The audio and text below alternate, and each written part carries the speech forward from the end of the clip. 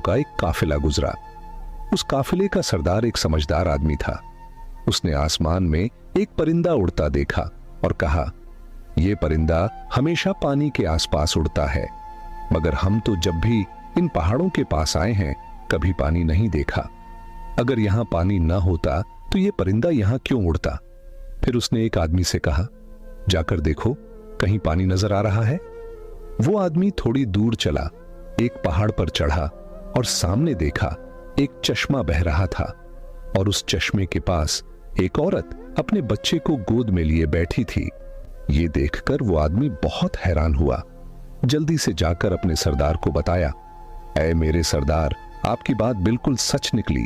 वहां एक पानी का चश्मा बह रहा है और एक औरत अपने छोटे बच्चे को लिए उसी चश्मे के पास बैठी है। सरदार को यह सुनकर बेहद हैरानी हुई। इस वीरान सुनसान इलाके में कोई औरत कैसे रह सकती है? वो फौरन उस चश्मे की तरफ गया। जब वहां पहुंचा तो देखा हजरत हाजरा अपने नन्हे बेटे हजरत इस्माइल को गोद में लिए चश्मे के पास बैठी हैं। सरदार ने पूछा, ऐ औरत, तुम कौन हो? हजरत हाजरा ने बड़ी सादगी से सब कुछ बता दिया। मैं हजरत इब्राहिम की बीवी हूं। अल्लाह के हुक्म पर उन्होंने मुझे इन पहाड़ों के बीच छोड़ दिया। अल्लाह ने हमारे लिए जमीन से ये पानी का चश्मा निकाल दिया। हम इसी पर जिंदगी बसर कर रहे हैं। सरदार बहुत मुतासिर हुआ और बोला, ऐ नेक औरत, अगर तुम इजाजत दो तो हम अपने बीवी बच्चों के साथ यहां तुम्हारे आसपास घर बना लें। हम यहीं बसना चाहते हैं, इसी चश्मे के पास। हजरत हाजरा ने कहा, हां, तुम यहां रह सकते हो, इस चश्मे का पानी भी पी सकते हो, मगर एक बात का ख्याल रखना, यह चश्मा किसी की मिल्कियत नहीं है। यह अल्लाह ने जारी किया है, इसलिए इस पर कब्जा करने की कोशिश मत करना।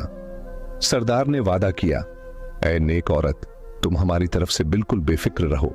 हम ऐसा कोई काम नहीं करेंगे, बल्कि जितना हो सकेगा तुम्हारी मदद करेंगे।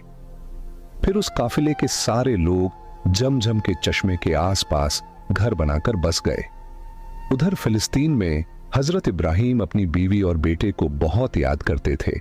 हर रोज अल्लाह से दुआ करते, या अल्लाह, मुझे अपनी बीवी और बेटे से मिलने की इजाजत दे।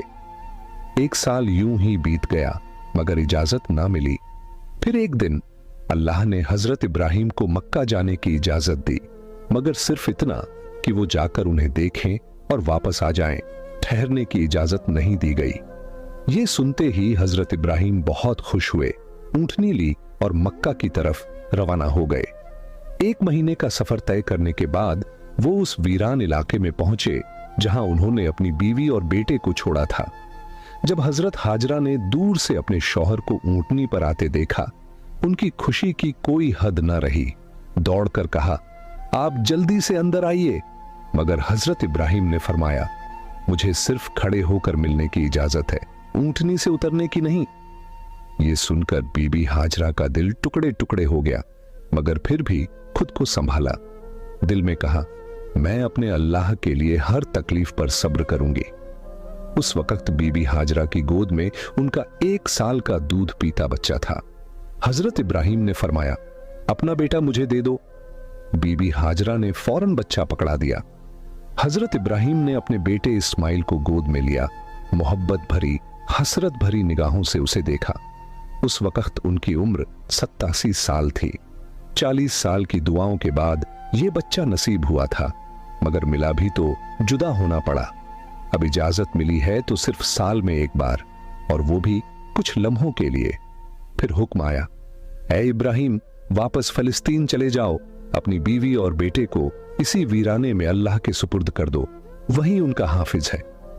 दोस्तों, खुद सोचिए, जब हजरत इब्राहिम जाने लगे तो बीबी हाजरा की क्या हालत हुई होगी। पूरा साल शौहर का इंतजार किया, और जब मिले भी तो ना बैठे ना रुके, बस खड़े खड़े मिले और चले गए। अगर ना आते तो शायद सब्र आ जाता, मगर अब यादें फिर से ताजा हो गईं, दिल में आग लग गई और आंखों से आंसू बहने लगे। वो खड़ी थीं उस वीरान वादी में, अपने शौहर को जाते हुए देख रही थीं। वक्त गुजरता गया।